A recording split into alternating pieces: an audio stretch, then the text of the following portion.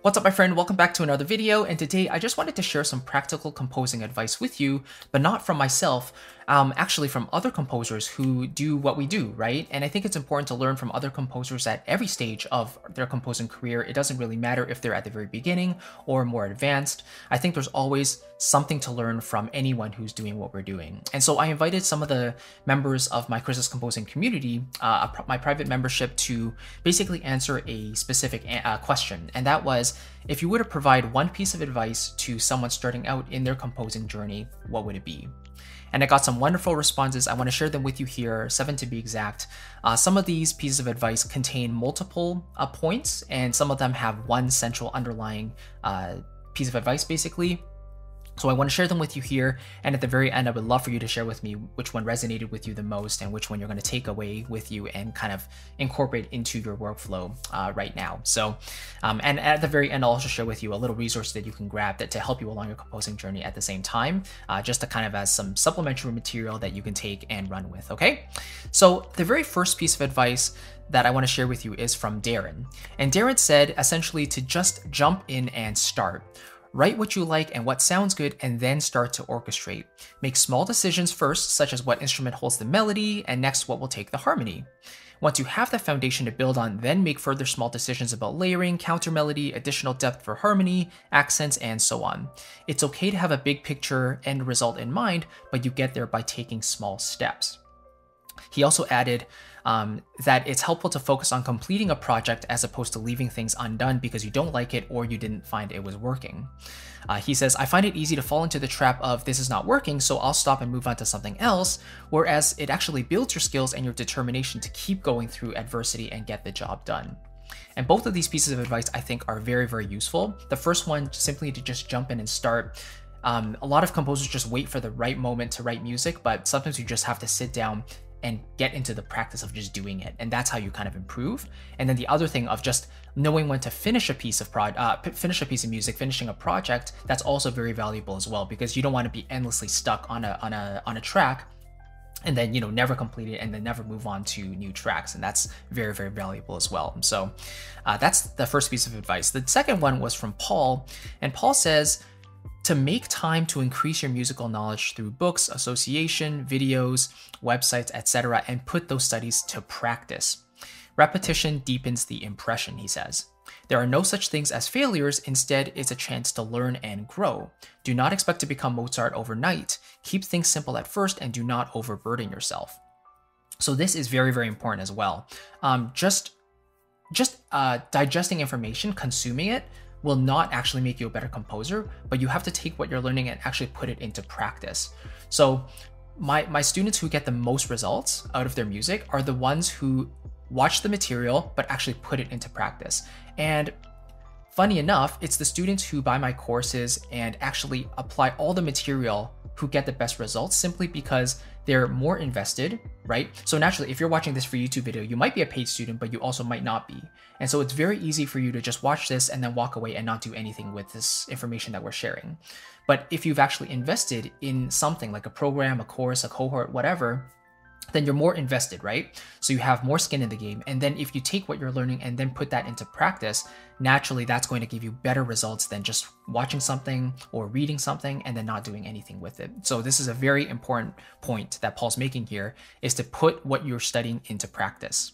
And then 2 little sub points he shares as well. Know your DAW of choice, so be really familiar with your tools, and also know your libraries as well, because you're going to be using them every day. And you should also limit the amount of libraries you purchase when first starting with just narrowing it down to what you really need instead of everything that you want. And this is something I talk about all the time on the channel as well, but it's great that Paul mentioned it here too. Moving on to piece of advice number 3, and this was from Roger. This is more of a practical one in terms of composing. So he says, here are some thoughts on starting out, or what I wish I had done the first time around. Number 1, it's not necessary to write an entire piece from the very beginning. Write several 8-bar sections, practicing writing melody and chords, then do it again and a good few times more. As it improves, be bolder with your rhythm. Then you can orchestrate those 8-bar pieces. First of all, orchestrate the strings only, and then when the strings are working, add the other instruments. Only then you want to extend into a repeat of the 8 bars, but vary the harmony and perhaps the rhythm. And then when this is working, then try writing a B section and then rinse and repeat. Then when this is working, try to modulate and include some non-diatonic chords, maybe in your B section or the repetition of your A section again. And he wraps up by saying, do not, as I did, try to write entire pieces from the beginning. So Roger is emphasizing here the importance of writing in small little chunks, making sure those are refined. Get the practice in for writing 8-bar chunks and themes. It could be just 4 bars or 2 bars to start, but 4 to 8 bars is usually the length of a normal phrase. And then you can develop upon the harmony, the rhythm, even the orchestration, start to get the arrangement there, then move on to different sections of your piece and flesh it out from there. This is a great way to do that because you're really just focusing on one piece at a time and not overwhelming yourself by trying to write an entire piece of music at the same time. So I really appreciate this piece of advice as well, and I think it's really important. Okay, number 4 is from Chris Lung. He says, this is from a film composing point of view. So study your favorite composers, analyze their music and how they arrange strings, winds, brass and percussion, and choirs, etc. Listen and analyze the small details that make a huge difference. You also have to analyze your favorite movies and understand how the composers support the movie with their music by building tension, expressing joy and sadness, and more. You also have to practice. Recreate their music in your DAW. It doesn't have to be perfect. The main idea is to actually see how the instruments support one another and why they arrange the instruments that way. As with everything else, this is a marathon, not a race. Be patient and focus on writing great music. Good luck on your journey. And that's how he wraps up. So very important. So essentially, Chris is saying that we have to study. Listen to your favorite music. Try to recreate it in your DAW, whether it's by transcribing, writing it down on notation if that's what you prefer, or using your virtual instruments straight into your DAW without notation. Whatever you do, once you listen, critically listen, and pick out those details, try to recreate them in your own pieces of music, or even just recreating that piece of music itself. And this is basically a lot of how I learned orchestration and composing, by the way. I listened to a lot of music that I really enjoyed, that made me feel good, and it kind of culminated into my own personal style. So when I put out music myself, it incorporates those elements of melody, harmony that I really appreciate, and the orchestration, the arrangement touches that I also really want to use myself and appreciate in those professional scores too. So it comes down to listening and then putting that into practice, and naturally you just will get better and better because your ear will be more attuned to listening to those finer details and then putting them into your music as a result. So that's number 4. Number 5 is very, very simple, and that's from Scott. He says, never lose sight of what you enjoy about music and create something that reflects you. Make the content you enjoy and want to hear, aka your own personal style. This is a really, really important one too, because when we compose music, especially if we turn it into a job, like a career, sometimes we just write because the client wants us to write something. But at the end of the day, we usually get into music because we want to express ourselves personally, right? I strongly believe that we all have our own personal voice, and even with AI and everything that can write music itself, as human beings, I think we ourselves have our own unique composing voice.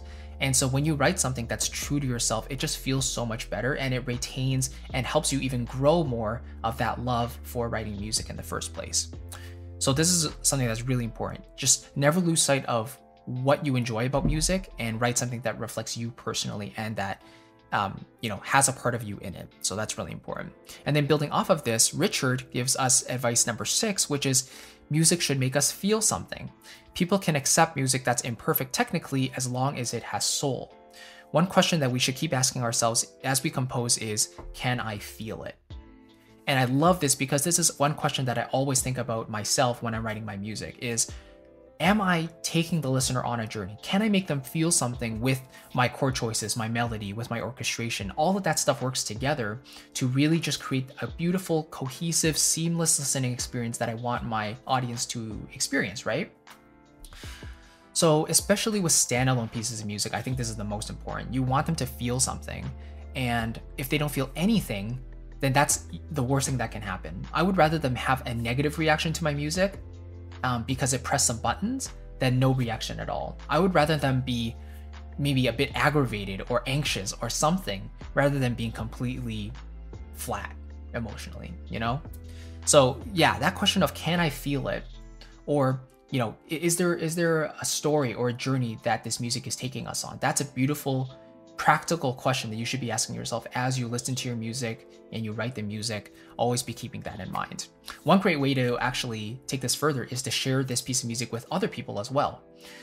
Especially lay people who are not musicians. They're sometimes the best judgments of whether your track is effective or not, because they don't necessarily have the musical lingo that you do. So if they listen to something, they're like, ooh, that part was kind of boring, or that part sounded kind of weird, then you know that if you share it with other lay people, they might have a similar reaction. So then it's up to you to kind of figure out what the problem is and how you can make it even better, right? So that's really important. It's just to ask yourself, can I feel the music? And then seventh and final piece of advice here is from Hans. And he says, composing will take you time. There won't be a fairy godmother coming to turn the music in your head with her magic wand into a real piece of music that others can hear. Unfortunate as that is, I wish that were true, but it's not. Anyway, going on. He says you'll have to do it yourself, and you'll probably find that what comes out will always sound different from what you had in your head. But over time, you will learn to get closer to your ideas. Tools are important. Get to know your tools well.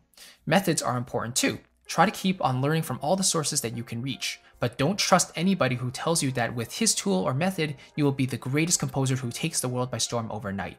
All of this will take a lot of time, possibly a lifetime.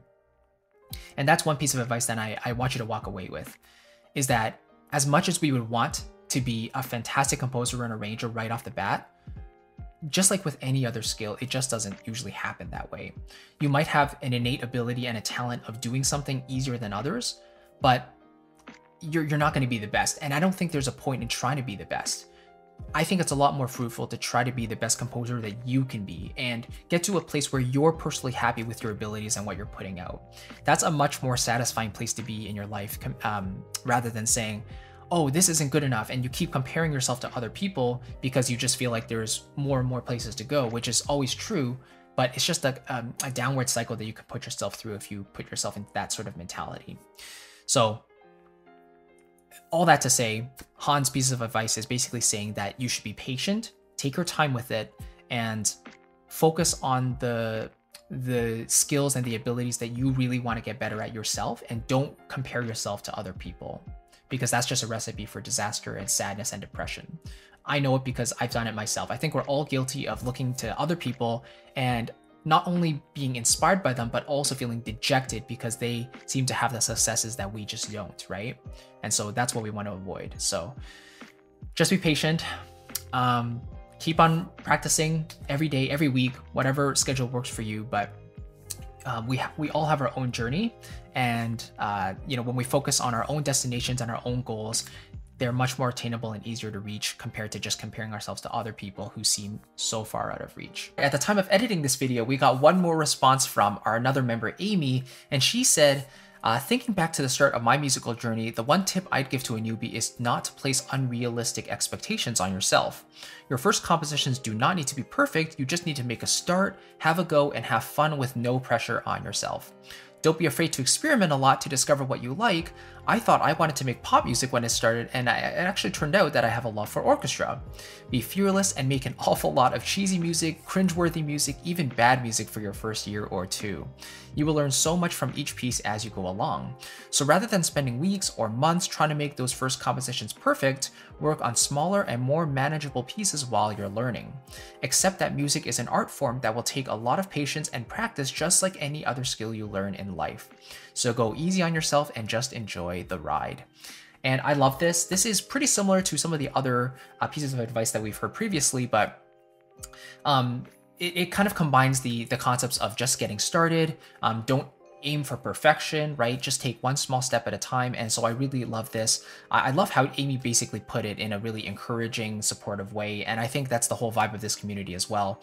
But basically, don't be afraid to make bad music, quote unquote bad music, right? Music is entirely subjective, but if you make music consistently, then it's inevitable that you will continue to improve, and you will also refine your own sound, your own workflow, and everything will just start coming together in a really beautiful way. That might take you a couple months, couple of years, whatever that might be, but don't be afraid to simply experiment and enjoy the process as you go along.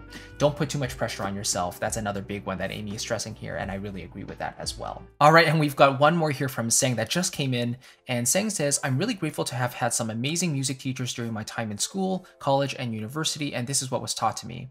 The main advice I got, which I keep reminding to myself to this day, is to keep things simple. How I like to think about keeping things simple is to do things in steps. So if you want to improve your melody writing, focus only on that. Don't worry about instrumentation, chords, mixing. Once you're happy with the melody and it works in your composition, then onto the next composition, you focus on a new technique to improve on.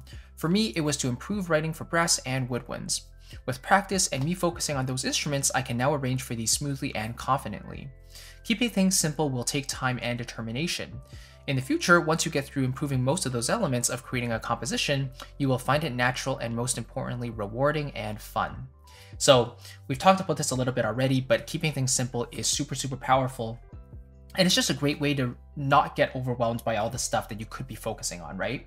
So yes, there's certainly power in focusing on just one thing, whether that's melodic writing or orchestration or whatever that may be, but don't let all the other elements of the music making process essentially overwhelm you and make you feel paralyzed so that you don't get anywhere at all, right? So keeping things simple is super important, and that's also something that I tell myself all the time as well. So that's 9 pieces of advice actually, and just to round it off with number 10, I'll share a piece of advice that I just thought of now, and honestly, that is just that less is more. So you really don't need as much as people say. Even if you just have one chord library per section of the orchestra, like one for strings, one for winds, brass, and percussion, and so on, then you should be able to write at least 90 to 95% of your cues using just those libraries. Gas is such a real thing, gear acquisition syndrome, where we want every new library that comes out into the market because it feels new, it feels fresh, and it's another color to add to our palettes. But at the end of the day, when you really think about it, do you really need that new library that's on offer? And most of the time, at least 80% of the time, I would venture to say no. I know that for myself, I know that for my students. They ask me, do I need this library? And I have no problems telling them no. You literally have everything you need to create great music. So less really is more, and you should really lean into that. And remember that every time you're looking at a new library on the market. So hopefully that makes sense. And that is 10 pieces of advice that we were able to come up with, and hopefully those were helpful. I would love to know from you which piece of advice that we just shared was the most resonant with you. Which one do you feel the most taken by? And which one do you feel like you want to start applying to your life and your composing journey right away? I would love to hear from you. And if you want something practical, something tangible to take with you as you continue through your composing journey, then I would love to give you my free guide called The Ideal Composing Workflow. This is my personal workflow that I think is perfect for many composers who are just starting out, or even more advanced composers who simply want to refine their workflow and cut off the fat. This is the workflow that I've been using for years, and I want to share it with you as well, which will ensure a smooth, easy, efficient composing workflow, and it'll help you get those ideas out onto the paper or into your DAW really quickly and maintain that inspiration all the way through. So I want to give it to you totally free. You can just use the first link in the box below to grab it, and it's a gift to you for watching this video all the way through the end, and I greatly appreciate it. So thank you so very much. I'll see you in the next video, and take care. See you later. Bye-bye.